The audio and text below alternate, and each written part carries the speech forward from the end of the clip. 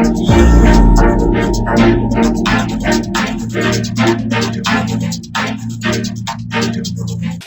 दोस्तों, स्वागत है आपका जीएनएन में। एक बार फिर पश्चिमी दिल्ली लोकसभा की खबर लेके हम आपके पास आए हैं, आपके साथ साझा कर रहे हैं। पश्चिमी लोकसभा दिल्ली की जब बात आती है तो बात सबसे पहले यहाँ की सांसद, लोकप्रिय सांसद कमलजीत शेरावत जी की आती है।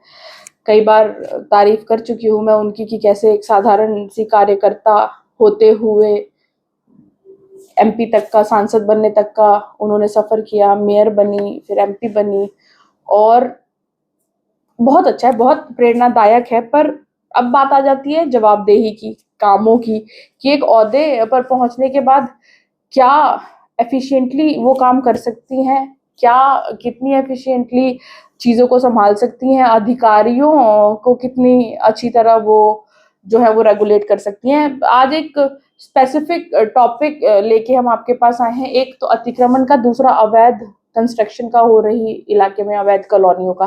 पहले जो है हम बात करेंगे अवैध रूप से जो ये रेडियां लग रही हैं पूरे इलाके में। अब हम इस पे बात इसलिए कर रहे हैं क्योंकि कमलजीत शेरावत जी जब सांसद बनी तो उनका पहला एजेंडा जो था वो इसी को लेके था।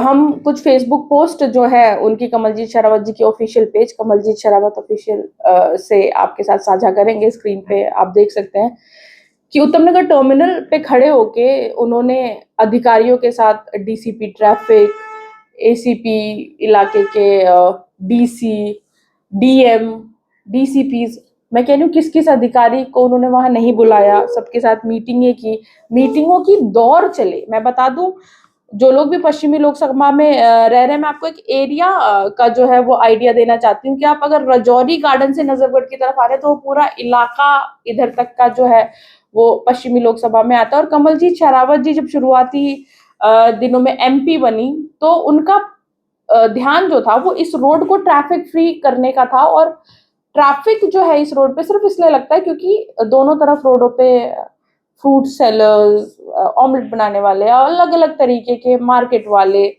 आके उसे पूरा कब्जा कर लेते हैं। फिर आधी रोड पे तो उनका कब्जा होता है, उसके बाद उन दुकानों की सुविधा लेने वाले जो ग्राहक होते हैं वो आके आधी दुकानों पे पार्किंग जो है गाड़ियों की कर देते हैं। और पूरा रोड, शाम का समय होता है क्योंकि वो ट्रैफिक का समय होता है, पहले ही लोग घर आ रहे होते हैं, जा रहे होते हैं, जो लोग फ्री होते हैं वो मार्केट में जाते हैं, शॉपिंग करते हैं। पर उससे जो रोड की हालत है दोस्तों, वो इतनी ज्यादा खराब हो जाती है, इतनी ज्यादा खराब हो जाती है कि अगर एक आदमी रोज ट्रैवल करता है, ड्यूटी आवर्स हैं उसके, तो सुबह तो चलिए एक बार को फिर ये चीजें निकल जाती हैं, पर शाम को 4 से 5 घंटे इन ट्रैफिक में वो बिता देता है। अपनी जिंदगी का एक बहुत बड़ा हिस्सा जो है ऐसे लोग रोडों पे ही बिता देते हैं जिन्हें आना हो। चलिए खैर, टॉपिक से ना भटकते हुए दोबारा हम आते हैं कि अतिक्रमण हटाने के लिए कमलजीत शेरावत जी ने मीटिंगों का एक दौर जो है उन दिनों किया। और हमें भी ये बातें पता चलती हैं, आपको भी ये बात पता चलती है, क्योंकि शो ऑफ के लिए ही सही ये सारी चीजें वो लोग पुटअप करते हैं अपने फेसबुक अकाउंट पे। तो मैं बता दूं, इलाके के डीसीपी हैं जिनके अंडर ज्यादातर थाने आते हैं इस स्पेसिफिक रूट के, अंकित सिंह जी, और इलाके के डीएम है जो कापासेड़ा बैठते हैं, जिनके अंडर ये सारा एरिया आता है और सारे अधिकारी आते हैं, डिस्ट्रिक्ट मजिस्ट्रेट लक्ष्य जी हैं जो कमलजीत जी के टाइम के बाद आए हैं, जिनके साथ ये मीटिंगों का दौर रहा। इन दोनों ही उच्च अधिकारी हैं ये, बहुत डीसीपी और एक आईपीएस ऑफिसर है, एक आईएएस ऑफिसर हैं, डीएम हैं लक्ष्य जी, एक अंकित जी हैं। सूत्रों के हवाले से हमारे पास जो खबरें आती हैं और जो सूचनाएं हमें मिलती हैं उस के आधार पे अगर हम आपको बताएं तो खबर ये है कि दोनों का तालमेल कुछ अच्छा है नहीं, दोनों की बातचीत कुछ अच्छी है नहीं, एक दूसरे को काम करने में सपोर्ट कम ही करते हैं ये लोग। इसलिए कमलजीत शेरावत जी ने जब ये मीटिंग्स ली, पहले तो वो गई उत्तम नगर टर्मिनल, वो खुद जाके वहां खड़ी होती थी, अधिकारियों को दिखाती थी, चीजें बताती थी कि वो क्या चाहती हैं, कैसे चाहती हैं, कितनी जल्दी चाहती हैं। वो बहुत अमेंड थी इस चीज को लेके कि ये जल्दी से जल्दी ये रोड जो है वो ट्रैफिक फ्री हो जाए, क्योंकि बहुत बड़ी पॉपुलेशन को केटर करता है ये रोड। उन्होंने डीसीपी अंकित के ऑफिस में डीएम लक्ष्य को बुला के मीटिंग ली, उन्होंने डीएम के ऑफिस जाके डीसीपी अंकित को बुला के मीटिंग ली। शायद उनका ये पहल रहा होगा उनकी तरफ से कि इन दोनों अधिकारियों की बातचीत वो ज्यादा करवा सके, या जो भी रहा हो हम नहीं कहते, पर रिजल्ट क्या रहा? एक इलाके की एमपी, एक इलाके का डीएम, एक इलाके के डीसीपी, तीनों एक रूम में हैं और वो एक ही चीज चाहते हैं। डीसीपी के पेजेस पे भी देखा जाए तो वो भी यही कहते हैं। डीएम का फेसबुक पेज मैंने नहीं देखा, पता नहीं होता होगा या नहीं, मेरे संज्ञान में नहीं है, पर बाकी लोगों के फोटो के साथ साझा करते हैं। डीएम का काम एक्चुअली यही होता है, इलाके का लॉ एंड ऑर्डर मेंटेन रखवाना, सिविल जिम्मेदारियां रखना, एमसीडी पे नजर रखना, एसडीएम ऑफिस पे नजर रखना, ये डीएम का काम होता है। तो उनका मुख्य काम ही यही है। ये लोग तो बस रेगुलेट करने के लिए होते हैं, चाहे वो पुलिस हो, चाहे वो नेता हो, नेता सुझाव देने के लिए होते हैं, ऑर्डर्स देने के लिए होते हैं, दिल्ली पुलिस उन्हें सपोर्ट करने के लिए होती है। काम एक्चुअली ये डीएम और इन लोगों की रेगुलेटरी अथॉरिटीज में ही होता है, अगर आपको ना पता हो। इन सब चीजों के बाद भी मुझे लगता है करीब 1 से 1.5 से 2 साल होने जा रहे हैं अब लगभग एमपी बने हुए कमलजीत शेरावत जी को। उसके बाद ट्रिपल इंजन की सरकार हो गई है उनकी, दिल्ली में विधायक भी कमलजीत शेरावत जी के 9 हो गए हैं। इलाके में सबसे ज्यादा 100% रिजल्ट तो किसी का भी नहीं आया होगा, पर मुझे लगता है सबसे ज्यादा रिजल्ट देने वाली भी एमपी वही रही होंगी विधानसभा इलेक्शन में। और हमारे यहाँ तो एमसीटी के चेयरमैन भी बीजेपी के हैं, अजीत खड़खड़ी जी, नजफगढ़ जोन के।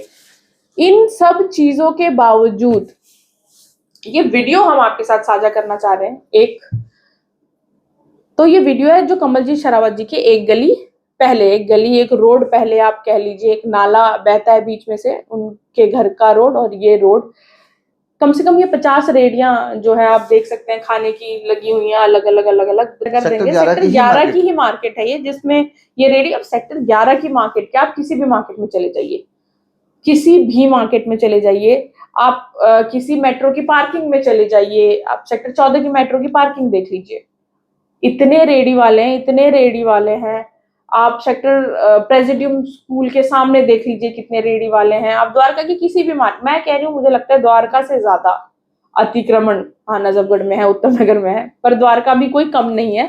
एक प्लांट कॉलोनी होने के बाद भी द्वारका कमलजीत जी के घर के आसपास भी बहुत, जहां उत्तम नगर की बात आप कर रहे थे फल फ्रूट वाले की, तो वो तो दोबारा वहां लग ही चुकी हैं। साथ ही हम आपको बता दें कि नजफगढ़ रोड पर जब आप द्वारका मोड़ पार करेंगे और नजफगढ़ जाएंगे तो नाला पड़ता है, नाले से पहले अगर देखेंगे तो बहुत बड़ा फलों का एक हब टाइप की एक मार्केट बनी है। जनता, हम आपको बता दें हमारे स्टूडियो में हमारे साथ कुछ समाज सेवी लोग भी हैं जो चीजों पे अपनी पैनी नजर रखते हैं, जो हमें बीच बीच में सपोर्ट करते हैं, क्योंकि हम इतना बाहर नहीं जा पाते। मैं एक महिला हूँ, ज्यादा ट्रैवल करना पसंद नहीं करती। पर मैं आपको बता दूं उन दिनों कुछ 2-3 दिन के लिए ये चीजें बंद हो गई थी और ट्रैफिक स्मूथ हो गया था, पर 2-3 दिन, 3 इतने बड़े अधिकारी मिलकर 2-3 दिन के लिए ये चीजें रुका पाए। चलिए खैर छोड़िए, 2-3 दिन ठीक है। कमल, अब एक वीडियो मैं आपको दिखाने जा रही हूँ जिसमें कमलजीत शेरावत जी के घर के बिल्कुल सामने, पहले मुझे नहीं लगता, हमारा काफी आना जाना है उस रोड पे, क्योंकि डीसीपी ऑफिस है उसी रोड से आगे जाके, और यशोभूमि जाने का भी हमारे घर से वही रूट पड़ता है। G20 के दौरान हमने काफी कवरेज की थी, तो उस रोड से आना जाना था। कभी मैंने तो नहीं देखी ये फलों और फ्रूट्स की जो पूरी मार्केट है, एक कमलजीत शेरावत जी के घर के बिल्कुल सामने, ठीक सामने, वीडियो में आप देख सकते हैं लगी हुई है। क्या वो ये भी नहीं हटवा पा रही? उन दिल्ली की सीएम रेखा गुप्ता जी सरोजनी तुड़वा रही हैं, हर जगह चस्पा किए जा रहे हैं, नोटिस की ये अवैध अतिक्रमण तोड़े जाएंगे, पक्के मकान तोड़े जाएंगे जो आप लोगों ने बना लिए हैं। हालांकि हम कह दें कि वो मुस्लिम बहुल इलाके हैं और वहां उनके घर तोड़े जा रहे हैं, और अगर वो ये चीजें करवा रही है तो हम ये बिल्डिंग पे आना चाहेंगे जो कमलजीत शेरावत जी ने पीछे आप देख सकते हैं स्क्रीन पे बिल्डिंग बनवा रखी है। क्या ये वैध है? हम आपको बता दें कि ये भी एक अवैध रूप से बनाई गई बिल्डिंग है, जिसकी परमिशंस नहीं होती, जिसका नक्शा पास नहीं करवाया जाता। जिस जमीन तो आप खरीद लेते हैं, ऐसा थोड़ा नहीं आप किसी और की जमीन पे, वो एक अलग क्राइम हो जाता है, वो क्रिमिनल प्रोफाइल में आ जाते हैं। फिर आप जमीन आप खरीद लेते हैं गवर्नमेंट से बिना नक्शा पास करवाए, अगर आप घर बनवाते हैं तो उसे अवैध कंस्ट्रक्शन कहा जाता है, जिसका एक एग्जाम्पल कमलजीत शेरावत जी का ये घर भी है। अगर पश्चिमी लोकसभा दिल्ली की में किसी का घर टूटता है तो हम चाहेंगे शुरुआत जो है एग्जाम्पलरी हो और इस घर से शुरुआत जो है वो की जाए। खैर चलिए, इस टॉपिक से ना भटकते हुए इस टॉपिक पे भी हम अभी आएंगे, बात करेंगे। अभी हम अतिक्रमण वाले टॉपिक पे बात कर लेते हैं कि पूरे तरह से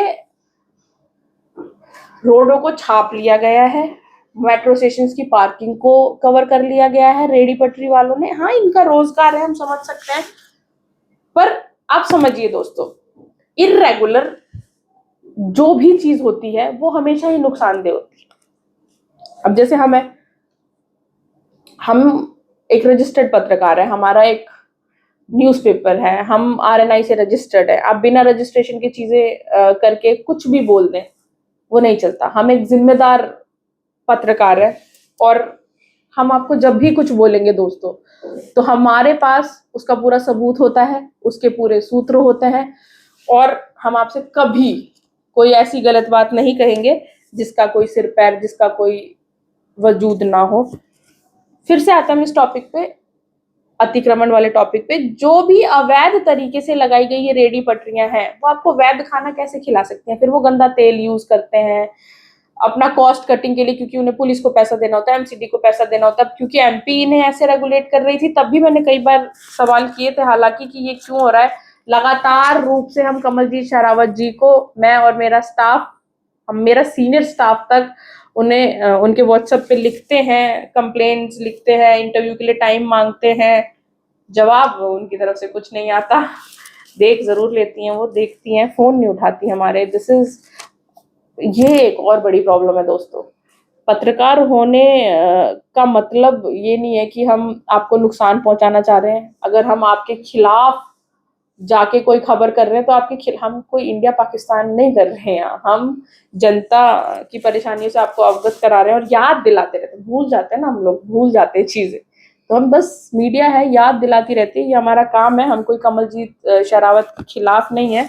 बहुत लोगों की प्रेरणा बनी है वो एमपी बन के, मेरी खुद की प्रेरणा बनी है। जल्दी ही मैं भी आपको राजनीति में उतरती हुई नजर आ जाऊंगी, पर काम जरूरी है। मैं कमलजीत शेरावत जी को रिक्वेस्ट करूंगी कि वो ये रेडी पटरियां हटवाएं, इन्हें रेगुलराइज कराएं।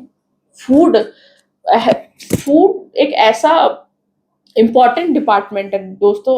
हाइजीन, हेल्दी फूड, आप जितना अच्छा खाएंगे उतने हेल्दी रहेंगे। हेल्थ मिनिस्ट्री को उससे कम नुकसान होगा अगर आप लोग स्वस्थ खाना खाएंगे। तो ये रेडी पटरी वाले बहुत अनहाइजीनिक खाना बेचते हैं, आप लोग बीमार पड़ रहे हैं, फिर इंदिरा गांधी वाले परेशान होते हैं। दिन भर के पेशेंट्स, पेट दर्द, एसिडिटी, ये वो, मुझे भी कई बार जाना पड़ता है, टेस्टी खाना होता है, पर क्या करें। हम एज अ मीडिया ऑर्गेनाइजेशन, हम कमलजीत शेरावत जी को इस चैनल के थ्रू, क्योंकि हम जानते हैं आप हमारी सारी खबरें देखती हैं, रिक्वेस्ट करते हैं कि प्लीज इन रेडी पटरी वालों को रेगुलराइज करें। चाहे 4, देखिए उससे नौकरियां जनरेट होंगी। अगर एक आदमी रेस्टोरेंट खोलेगा, हेल्दी खाना बनाएगा, तो वो 10-50 लोगों को नौकरियां देगा।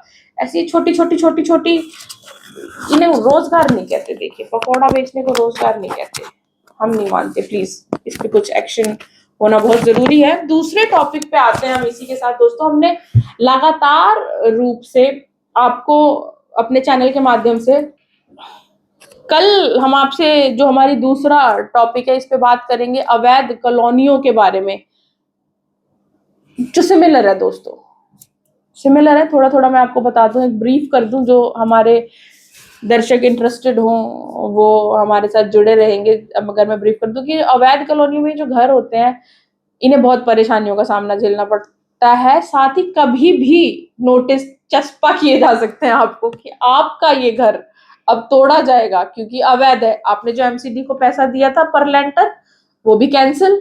आपने जो पुलिस वाले को पैसा दिया था समरसीबल लगाने के लिए, कंस्ट्रक्शन करने के लिए, वो भी कैंसिल। उनका कोई मूल्य नहीं है, अब हम आपका घर तोड़ देंगे। ऐसे नोटिसेस जो हैं वो चस्पा किए जा रहे हैं। आपको नहीं मिले हो तो दिल्ली सीएम के पेज पे देख लीजिए या किसी भी न्यूज चैनल पे देख लीजिए। इसके बारे में हम बात करेंगे कल। पश्चिमी दिल्ली लोकसभा में अवैध कॉलोनियों का अंबार जो है वो अब कटने जा रहा है, क्योंकि गाँव की जमीनें यही बची थी। इस पर हम कल बात करेंगे दोस्तों, कल सो दैट हम अगले एपिसोड में बात करेंगे। आज के लिए हम कमलजीत शेरावत जी से रिक्वेस्ट करेंगे कि अपने इन दोनों अधिकारियों से दोबारा मीटिंग्स के दौर बिठाएं और कम से कम अब वो अपना पहला काम जो उन्होंने बीड़ा उठाया था कि मैं ये रोड का ट्रैफिक क्लियर करा दूंगी और अतिक्रमण नहीं होने दूंगी, ये तो कर दें ताकि हमारी जो आपको देके प्रेरणा बढ़ी है वो कम ना हो जाए। मैं हूं स्मिता सिंह, बहुत बहुत धन्यवाद आपका दोस्तों। चैनल को लाइक करें, सब्सक्राइब करें, क्योंकि चंदा धंधा वाले पूरे ऑपरेशन में अभी हमारा कोई इन्वॉल्वमेंट नहीं है। हमारे घर तभी चलेंगे जब आप हमारे दर्शक हमें सपोर्ट करेंगे, देखेंगे, हमारे चैनल को लाइक करेंगे, सब्सक्राइब करेंगे और इसकी मेंबरशिप ज्वाइन करेंगे। बहुत बहुत धन्यवाद, आपका दिन शुभ हो।